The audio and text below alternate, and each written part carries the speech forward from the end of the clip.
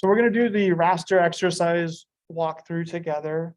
Under week 9 in Canvas or under assignments, you can find the in-class raster exercise. This is the documents that we'll be following along with, and then these are the data. So I went ahead and downloaded the data. I created a new map with a new folder, and then I copied the raster data folder over into that ArcGIS folder. So that's the default location is under Documents, ArcGIS, Projects, and then I called this new map project a raster exercise. Here's the raster data. Let's just look inside.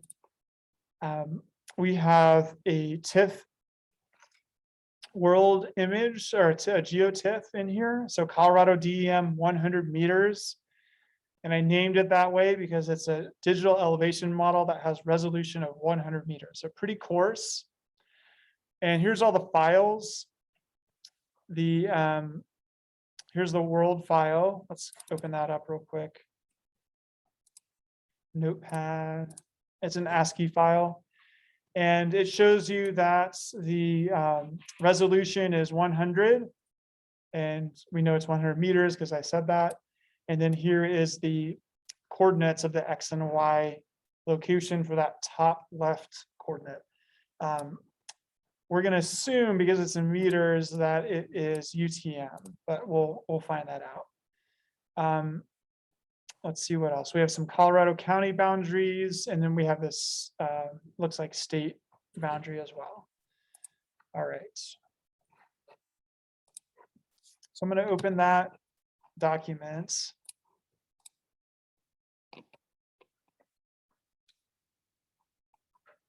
All right, so let's bring all the data in, and I'm going to go to catalog and folders. Here's the folder. Here's my raster data. If you don't see it there and you copied it over, press, is it F4 or F5? I think it's F5 to refresh. And it should pop up. I'm going to bring the data in. I'm just going to drag and drop them in.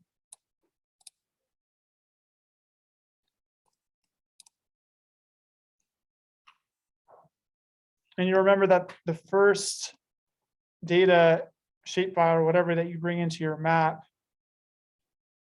Arc will take on that projection.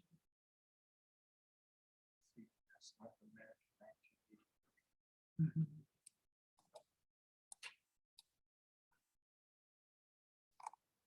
Okay, so I'm going to zoom in to where we did. So we have the states, we have the counties, and we have the DEM.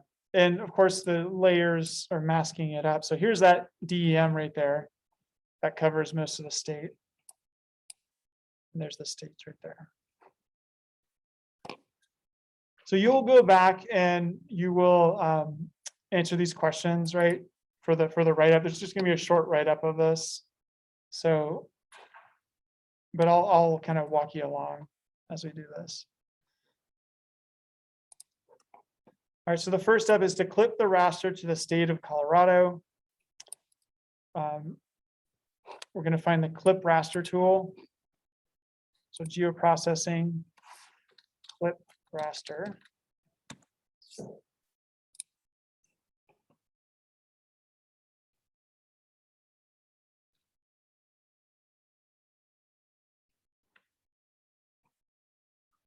And when we're clipping, it's usually a good idea to have everything in the same coordinate system. So let's take a look. What's the coordinate system of this raster?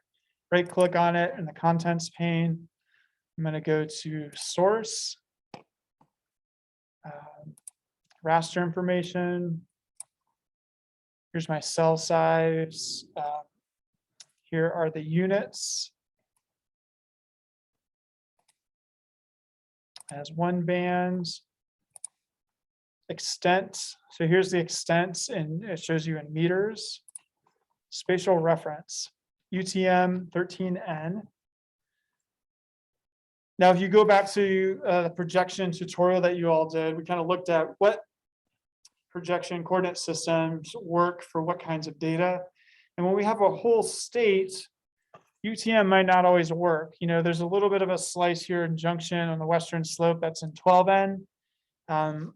but most of the state is in 13N, so that's reasonable. It's not necessarily the best thing to do, but we don't want to choose a Colorado state plane north, central, or south because that's horizontal strips across the state. UTM covers most of the state.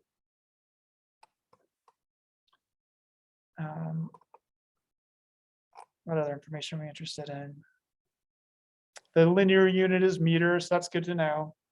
That are when we see 100 by 100, that's going to be 100 meters. But we have to go down to this spatial reference to figure that out. Let's take a look at the counties. What are their spatial reference? And they are in NAD 83. NAD 83. So what I'm going to do just kind of as a best practice is before we clip the raster, let's go ahead and project the counties into NAD 83. So project is just for vectors, project raster is for rasters. And so we put in our county boundaries. This is the coordinate system, so it's GCS NAD 83. And the output coordinate system, I'm going to select, note that we can select the layers, right?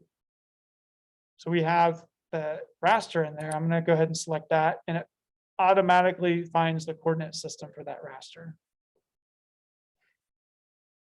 So we're going to go from GCS NAD 83 to NAD 83 UTM 13N.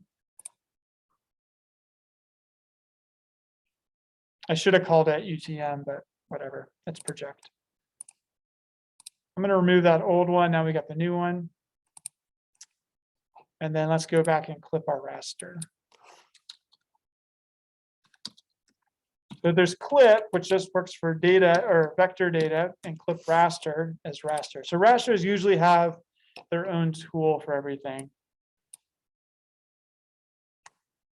Here's our input raster. Our output extent could be a number of things. It could be a raster data set, another raster, or it could be a feature class, a shapefile. We'll put in that and drag it in. Now what it's going to do, unless you select some option, it's going to take the rectangle that bounds this feature, this shapefile, and clip the raster to that rectangle. If this were a river, it would take the rectangle that bounds the river and clip the raster that way. If you want to clip it actually to the geometry, then check that. And it will say, okay, if I'm missing a county or whatever, it'll actually create the raster that's clipped to the geometry of that. If I only wanted to clip one county, there's a little shortcut here. And let's find that. So if I go to just map and then select, and I selected a county like that, it would just clip to that selected county. I could do the same for a country. I could select the state of Colorado here, and it would do the same thing for the country. All right, but I'm going to deselect that because I want to clip the whole state. So here is, what are we going to call that output raster? We're going to call it Colorado DEM clip. That's great.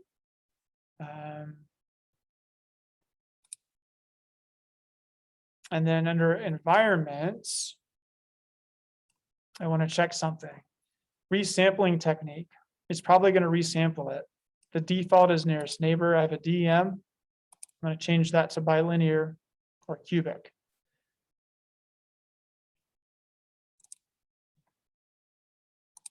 And I'm going to do that.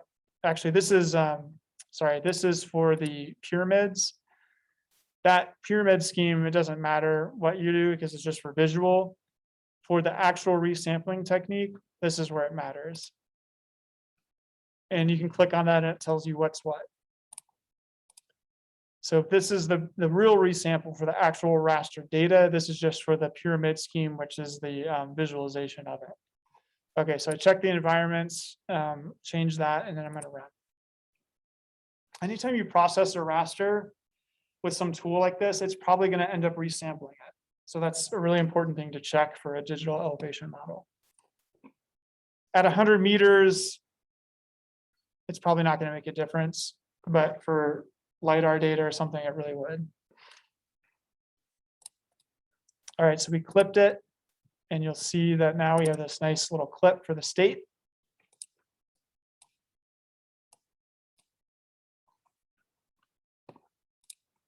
So let's explore some color schemes. I'm going to just take this off and take the background stuff off. And I'm going to remove this old one just so that it's not there. This saved in the geo database by default. I could have saved it somewhere else. I'm going to click on this color ramp.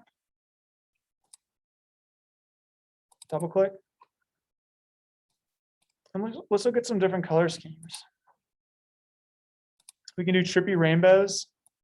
That's why I say rasters are beautiful. I saw a really cool map of Iceland, the island, in rainbows like this, and they had the hillshade underneath. It was really cool. I wanted to buy it, but I happened to be in Iceland and everything's really expensive there, so I didn't. That's probably a little too trippy. You could do random colors. That's not very helpful, is it? That just looks like noise. For categories. So if I had 1, 2, 3, 4, you could do it that way if you cared to have that. Let's scroll down, and there's a bunch of topography ones. So here's a standard topography. It goes from light blue to white for the mountains. But there's different ones. There's some more subtle ones, right? There are a lot of, these are all topography ones. So kind of depending on what your flavor is, you could select those. But the standard one I kind of like, so we'll just do that.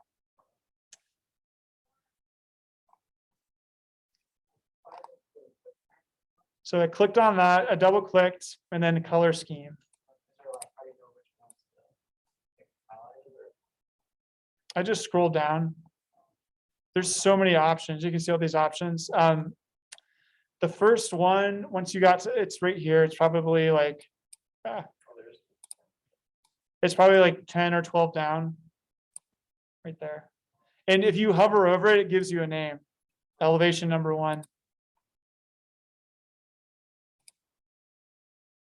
Elevation 11, elevation 12. I could also, if I don't like this, I could also go to advanced symbology options. Or maybe not. Let's see here. You can go at the bottom of the drop down for the color scheme. And there's a format color scheme. There we go. But I think it changes this entry that you're on. So it's like, It'll make it a new one. yeah, Okay. I might override it. I can't remember. So you can edit the color scheme, and basically what you can do is draw these little these guys, and it'll show you kind of how you stretch things. So you can say, okay, there's too much blue. I want to basically change the elevation at which the blue starts. So I could, if I don't like all that blue, so I'm going to move it down this way. And now the blue is going to start at a lower elevation. You see that? And it kind of makes it a little more dramatic. Or you could change where the white is. I don't want white to start until 14,000 feet, or you could actually go in and specify that. I could also, right now, you see that the symbology is stretch. I could do classify. And then it creates classes. And then you can go in and say, well, I want some more classes, and that kind of thing. That's what I use for the relative elevation model. Changing that bar makes it seem like you can doctor your. Oh yeah, you can doctor it. Yeah, for sure. Okay, next step is the Hillshade model. And then I think we'll have to stop there. I'll continue recording, but if you need to leave, just leave. So Hillshade is a tool. If we go to geoprocessing, I do Hillshade.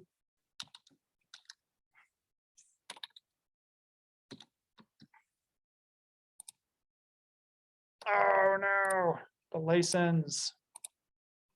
Dang, okay. Gosh, every time they don't give us the licenses. So we'll get to that in a minute, but it's just the Hillshade tool. You can use the default values in that, and it'll give you a nice Hillshade. Hillshade only works if your raster is in a projected coordinate system. It will not work. It'll give you something that's really weird and hard to understand if it's in a latitude, longitude, geographic coordinate system. That's something to know. Often if you download data from like the federal government's websites, for some reason rasters are given in geographic coordinate systems. And so you'll take a tile and you'll want to project it to get good Hillshade images and to do the kind of analysis that you want to do. So the next step, and I'll have to, I think I've already recorded this video, but we'll look at it again, would be to overlay the image right here over the raster, or sorry, over the Hillshade. So you can make it transparent if you go to, let's see here, appearance. So I clicked on this raster, I go to appearance, and then I can make it say 20 or 30% transparent. And then you'll have that color scheme, the elevation data over the Hillshade to make those, that cool kind of map pop. I'll have you use the 3D line tool.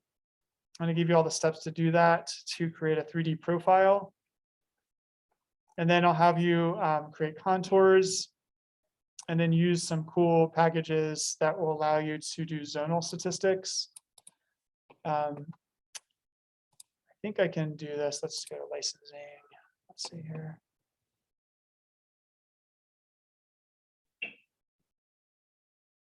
You might end up needing to do this on these lab computers, so we'll just do this real quick. Hopefully we can do it. The way ArcGIS works is you've got the software and then you have all these packages. So 3D analysts, spatial analysts, these are packages that have their own license. If you're a consulting engineer, you're going to pay, I don't know what it is, $10,000 to have ArcGIS for your company. And then you're going to pay an extra $5,000 for 3D analyst or spatial analyst. I don't know if CAD works that way or not, but it's just kind of like extra stuff. So like a yearly amount probably. I'm sure there's like subscriptions and stuff like that. As students, you get it for free. Academic institutions get kind of a cheap $100 license or something like that if I wanted it. Yeah, it's many thousands of dollars. Yeah, they do a good business. All right, hopefully we can get this license thing to work out here. I think you guys, this is CMU just didn't activate it. When you pick the Hillshade, do you pick the 3D analyst or the spatial analyst Hillshade? It's the same. I don't know why. I'm pretty sure, yeah. Okay. It shouldn't matter.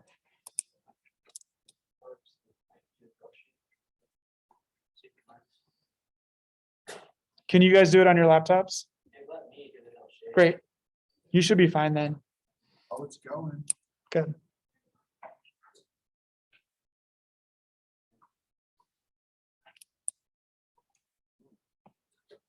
It's coming bad. Oh, wait, no, it's not bad. Did it look okay? If Yeah, you- it's just when I'm zoomed out, it's kind of washed out. Yeah. But it must be the angle of the sun or something. Like Oh, it yeah. look- That's But then when I zoom in, it looks Yeah. nice. Yeah. That's normal. It's like noon or something. High noon. Yeah. Yeah. So just to kind of finish up, you'll create contours from the raster. You guys are probably used to contours in CAD, but it basically draws a line through the same elevation values, right? And you can specify the interval for the contours. I say do 200-foot intervals.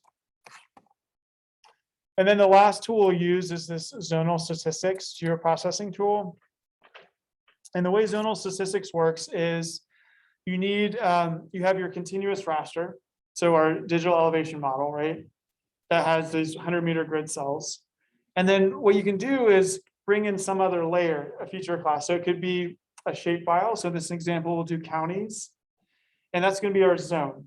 You could do another raster that has categories or boundaries in it. So for the zones, we're going to use this Zonal Statistics geoprocessing tool. So it's just in ArcGIS. And of course, I'm getting bogged down with license stuff over here. You bring in the raster as your input, and then you can calculate a statistic. In this case, we'll choose mean. So for every county, so the zones are counties. For every county, we'll calculate a mean elevation value. And then it creates a new raster with those mean values. That's what we're looking at here, is the mean elevation in each county. You can also do this as a table. So that's a different tool. And then that will spit out a DBF file, a table with mean, max, min, standard deviation counts, the number of cells in the county, right? And then I'll get more information. Then you can use that table for other things. So what I have you do is take that table and join it to the county shapefile. So the county shapefile doesn't have elevation data in it. You're going to calculate the mean elevation and attach it with join to the counties. So that'll be a fun little thing to do. And then you can create symbology for the shapefile, which can match the raster mean elevation. So just a few steps of raster data stuff. And then there's a question at the end, just summarize what you did, the basic steps, and what other statewide data might you use to summarize county level statistics. All right, so this is like a mini tutorial.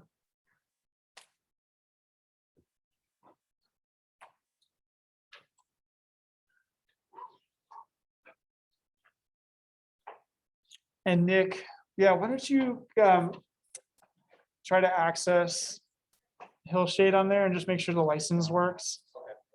And I'll show you how to do it if it doesn't. It's a little bit of a process.